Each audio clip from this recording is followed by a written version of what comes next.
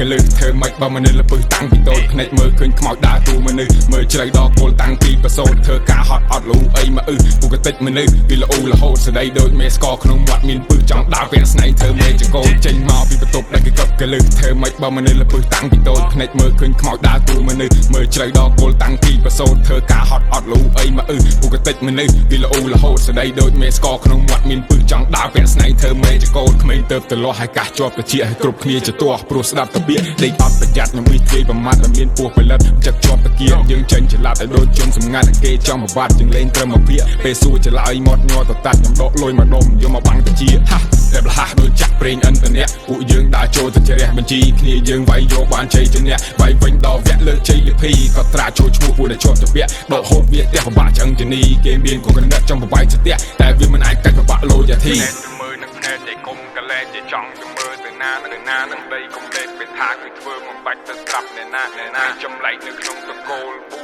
ស៊ូទីគេថា keep my flame នៅក្នុងសូលហើយនាមតកូលជាកូនអ្នកតាភ្នែកទៅមើលនឹងភ្នែកចៃគុំកលែជាចង់ទៅមើលទៅណានេះពាក្យសំដីគុំលេខពេលថាគឺធ្វើមិនបាច់ទៅត្រាប់អ្នកណាក្មេងចម្លែកនៅក្នុងតកូលប៊ូស៊ូដូចពាក្យគេថា keep my flame នៅក្នុងសូលហើយនាមតកូលជាកូនអ្នកសា